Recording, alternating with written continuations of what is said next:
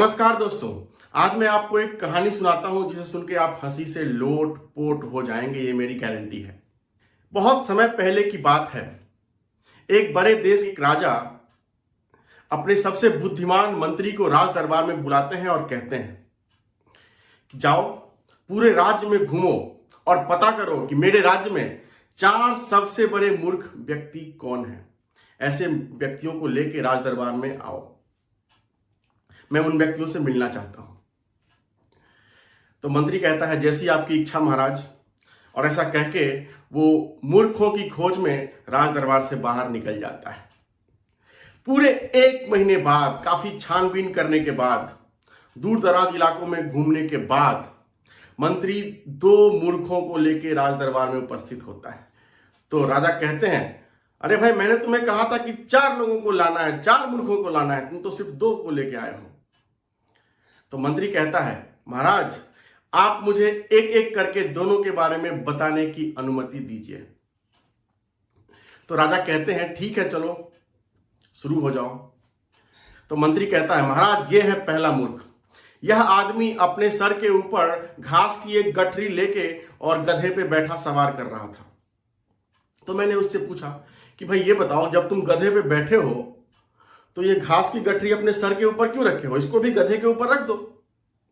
तो इस आदमी ने कहा श्रीमान, मैं अपने गधे से बहुत प्यार करता हूं और इस कारण से मैं नहीं चाहता कि इसके ऊपर इस घास के गठरी का अतिरिक्त भार पड़े। एक तो बेचारा मेरा भार उठा रहा है, मैं इसके ऊपर घास के गठरी का भी भार रख देता हूं तो इसे काफी तकलीफ होगी और ये गधा मेरे लिए अति प्रिय है, मैं ऐसा नहीं कर सकता। ऐसा सुनकर राज दरबार में सभी जोर से ठहाके मार मार कर हंसने लगे। राजा भी जोर जोर से हंसने लगे और कहा सही में ये इससे बड़ा मूर्ख तो कोई हो ही नहीं सकता। फिर से मंत्री कहते हैं महाराज, ये है दूसरा मूर्ख।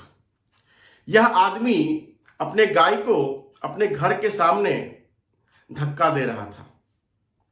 तो मैंने इससे पूछा कि भाई ये बताओ कि इस गाय को तुम पीछे से धक्का क्यों दे रहे हो। तो इसने बताया श्रीमान, यह गाय मेरे लिए अति प्रिय है और मैंने अपने छत के ऊपर घास लगा रखी है, हरी हरी घास, और मैं चाहता हूं कि ये जो मेरी गाय है ये छत के ऊपर चढ़े सीढ़ियों के सहारे, ये हरी हरी घास ये गाय खाए। तो मैंने पूछा कि ये बताओ कि घास कोई छत के ऊपर थोड़े न लगाता है, तुम्हें घास तो खेतों में लगानी चाहिए। तो इस आदमी ने उत्तर दिया श्रीमान, पिछले साल मैंने खेतों में हरी हरी घासें लगाई थी, लेकिन वो सारी घासें पड़ोस की गाय आके खा के चली गई। जो मेरी प्रिय गाय है उसको हरी हरी घासें नसीब ही नहीं हुई। तो इस बार मैंने क्या किया है, अपने छत के ऊपर हरी हरी घासें लगा रखी है अपने गाय के लिए। और मैं क्या कर रहा हूं, मैंने एक सीढ़ी लगा दी है और मैं अपने गाय को इस सीढ़ी के सहारे छत के ऊपर चढ़ाना चाहता हूं ताकि ये आराम से घास खाए, और जब ये पर चढ़ जाएगी तो मैं ये सीढ़ी हटा दूंगा जिससे पड़ोस की गाय मेरे छत के ऊपर नहीं चढ़ पाएगी और जो मेरी गाय है वो अकेले पूरी घास खा सकेगी। ऐसा सुनकर राज दरबार में सभी हंसी से लोटपोट हो गए। ऐसा भी कोई मूर्ख हो सकता है क्या। राजा भी हंसी से लोटपोट हो गए और ठहाके मार मार के हंसने लगे। फिर राजा ने कहा सही में ये दोनों बहुत बड़े मूर्ख थे, अब ये बताओ कि तीसरा मूर्ख कहां है।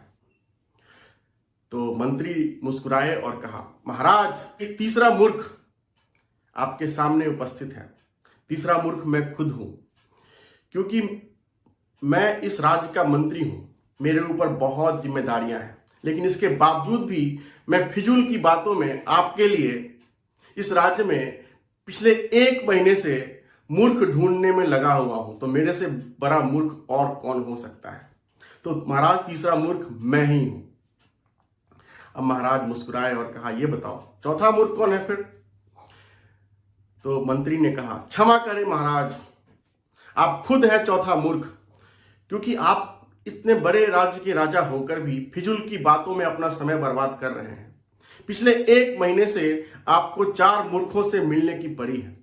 आपके ऊपर इतनी बड़ी जिम्मेदारियां हैं, आपको लोगों के बीच जाना चाहिए और उनकी दुखों के बारे में जानना चाहिए, उनकी समस्याओं के बारे में जानना चाहिए और उसका हल करने की कोशिश करनी चाहिए। लेकिन इसके बावजूद भी आप फिजूल की बातों में, मूर्खों को के बारे में जानने की कोशिश में लगे हुए हैं, तो आपसे बड़ा मूर्ख और कौन हो सकता है। तो दोस्तों, इस कहानी से हम क्या सीखते हैं? इस कहानी से हम यही सीखते हैं कि हमारा जीवन बहुत ही महत्वपूर्ण है। एक एक क्षण हमारे जीवन का अति महत्वपूर्ण है। हमें अपने समय को बर्बाद नहीं करना चाहिए, फिजूल की चीजों में हमें अपना समय नष्ट नहीं करना चाहिए। ये जीवन महत्वपूर्ण कार्यों को करने के लिए बना है, इसीलिए हमें एक एक समय का उपयोग बहुत सोच समझकर करना चाहिए। धन्यवाद।